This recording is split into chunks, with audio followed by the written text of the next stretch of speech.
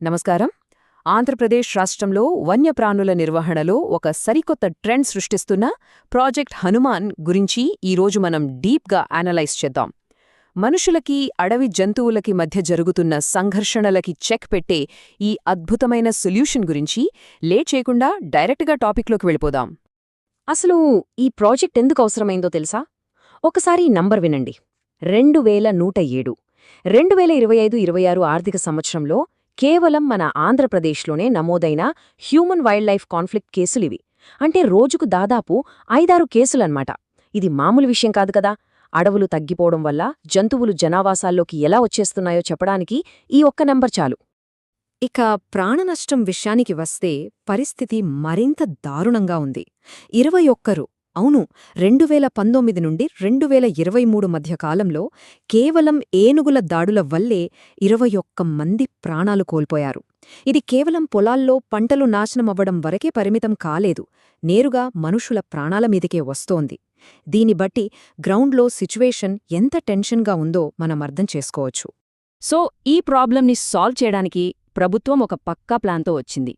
ఈరోజు మన విశ్లేషణలో అసలీ సంక్షోభమేంటి, ప్రాజెక్ట్ హనుమాన్ ఎలా పనిచేస్తుంది, గ్రౌండ్ లెవెల్లో రెస్క్యూ ఆపరేషన్స్, ఇందులో వాడుతున్న technology, real time governance and finally ఈ సమస్యకు శాశ్వత పరిష్కారం ఏంటి అనేది వరుసగా చూద్దాం. ముందుగా మొదటి భాగం human wild life conflict crisis, అంటే పెరుగుతున్న ముప్పు.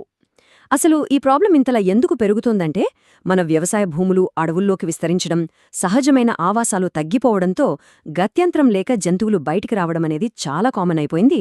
ప్రాణనష్టమే కాదు, ఎకనామిక్గా కూడా ఇది పెద్ద దెబ్బే. బాధితులకు పరిహారం కింద ఒకే ఒక్క ఆర్థిక సంవత్సరంలో ప్రభుత్వం ఏకంగా 4 కోట్ల రూపాయలు చెల్లించాల్సి వచ్చింది. అంటే ఇటు సామాన్యులకి, అటు ప్రభుత్వ ఖజానాకి ఇదొక భారీ భారం. నిజానికి ఈ సమస్యకి 2 కోణాలున్నాయి. ఒకవైపు ఏ క్షణాన ఏ ప్రాణానికి ముప్పొస్తుందో అని భయం, మరోవైపు లక్షలు ఖర్చుపెట్టి పెంచుకున్న పంటలు కళ్ల ముందే నాశనమైపోవడం.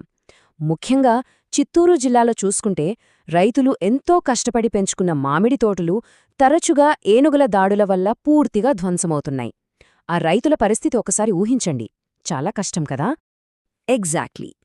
ఇలాంటి పరిస్థితులకే చెక్ పెట్టడానికి వరల్డ్ వైల్డ్ లైఫ్ డే సందర్భంగా రాష్ట్ర ప్రభుత్వం ఒక సాలిడ్ స్టెప్ తీసుకుంది. అదే మన రెండవ భాగం ప్రాజెక్ట్ హనుమాన్. సంప్రదాయ పద్ధతులకు భిన్నంగా ఒక భారీ మార్పును తీసుకురావడానికి డిజైన్ చేసిన ప్రోగ్రామ్ ఇది. అసలు ఈ ప్రాజెక్ట్కి హనుమాన్ అని ఎందుకు పేరు పెట్టారో తెలుసా? ఈ పేరు వెనక ఒక పవర్ఫుల్ మీనింగ్ ఉంది. హనుమాన్ అంటే healing and nurturing units for monitoring, aid and nursing of wild life. పేరుకు తగ్గట్టుగానే జంతువుల కదలికలను ట్రాక్ చేయడం, వాటిని రక్షించడం, గాయపడితే ట్రీట్మెంట్ ఇవ్వడం, ఇలా అన్ని రకాలుగా వన్య ప్రాణుల పట్ల పూర్తి బాధ్యత తీసుకునే ఒక బ్యూటిఫుల్ ఇనిషియేటివ్ ఇది.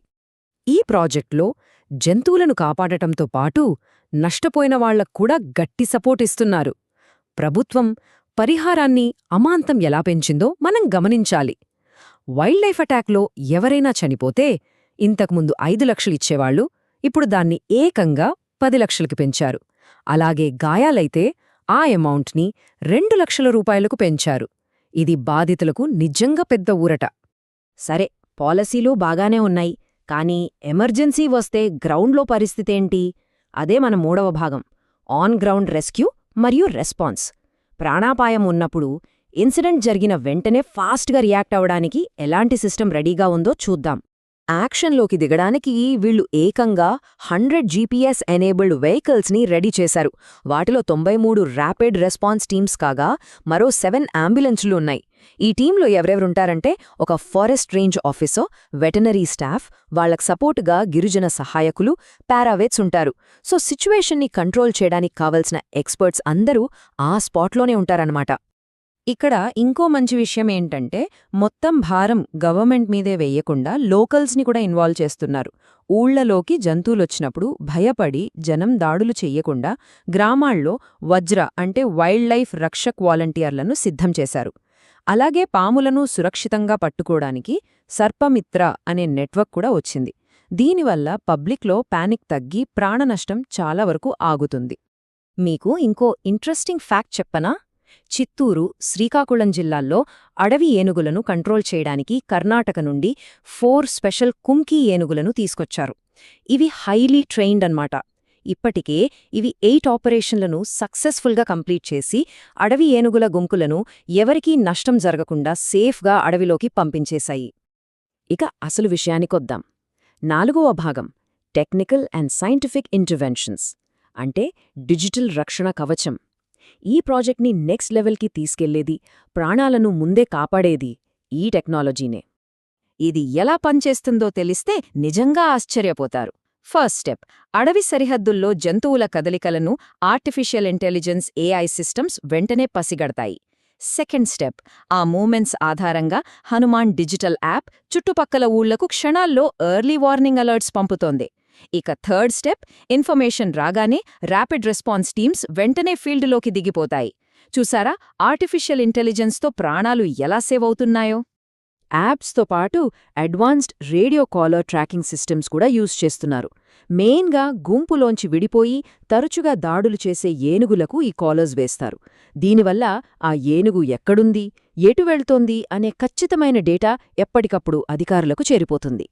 మరి ఇంత డేటా, ఇంత టెక్నాలజీ ఎక్కడ బ్రేక్ అవ్వకుండా ఎలా నడుస్తుంది? దానికి ఆన్సర్ మన 5వ భాగం real time governance ecosystem. Hanuman ప్రాజెక్ట్కి అసలైన బ్యాక్బోన్ లాంటి సాంకేతిక వేదిక ఇదే. ఈ వ్యవస్థకు గుండెకాయ లాంటిది RTGS అంటే రియల్ టైమ్ గవర్నెన్స్ సొసైటీ. ఇది ఆంధ్రప్రదేశ్ గవర్నమెంట్ సెట్ చేసిన ఒక భారీ నెట్వర్క్ అనొచ్చు. Internet of things, IoT, data analytics, surveillance ఇలా ప్రతిదాన్ని ఇంటిగ్రేట్ చేసి పబ్లిక్ సర్వీసెస్ని, ఇన్సిడెంట్ రెస్పాన్స్ని జెట్ స్పీడ్లో అందించడమే దీని స్పెషాలిటీ. దీని స్కేల్ ఎంతుంటుందో ఊహించండి.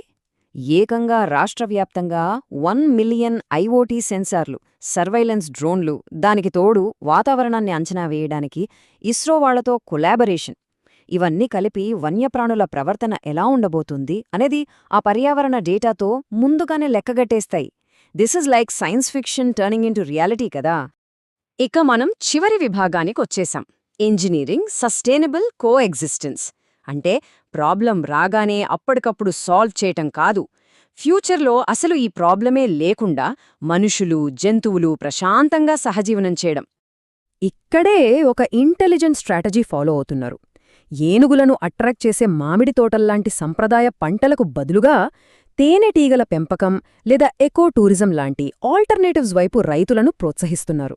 దీనివల్ల రైతులకు మంచి ఆదాయమొస్తుంది.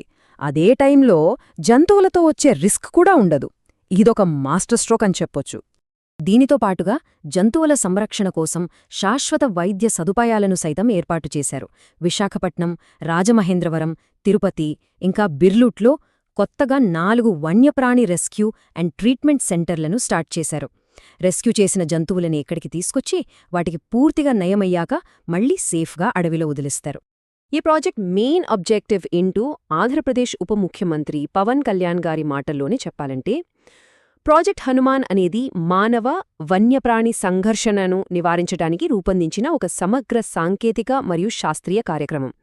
ఇది బాధ్యతాయుతమైన సహజీవనాన్ని నిర్ధారిస్తుంది. సో ఎవరికీ అన్యాయం జరగకుండా అటు మనుషులకి ఇటు జంతువులకి మధ్య సైన్స్ ఆధారంగా ఒక బ్యాలెన్స్ తీసుకురావడమే వీళ్ల టార్గెట్. సో అదండి ప్రాజెక్ట్ హనుమాన్ ముచ్చట. ఇదంతా చూశాక మీకు కూడా అనిపించే ఉంటుంది, టెక్నాలజీ కేవలం మనకోసమే కాదు, ప్రకృతిని కాపాడటానికి కూడా ఎంతగానో ఉపయోగపడుతోందని కదా. అయితే ఇక్కడ ఒక ఆలోచించాల్సిన విషయం ఉంది. భవిష్యత్తులో మనుషులకి, వన్యప్రాణులకి మధ్య దెబ్బతిన్న ఈ బంధాన్ని తిరిగి కలపటానికి డేటా, ఆర్టిఫిషియల్ ఇంటెలిజెన్స్ మాత్రమే ఆఖరి అస్త్రం కాబోతున్నాయా? గ్లోబల్గా ఈ ప్రాజెక్ట్ ఒక మోడల్గా మారబోతోందా? దీనిపై మీరు ఆలోచించండి. ఈ రోజుకి మన విశ్లేషణను ఇక్కడితో ఆపుదాం. మళ్ళీ ఇంకో ఇంట్రెస్టింగ్ టాపిక్తో కలుద్దాం.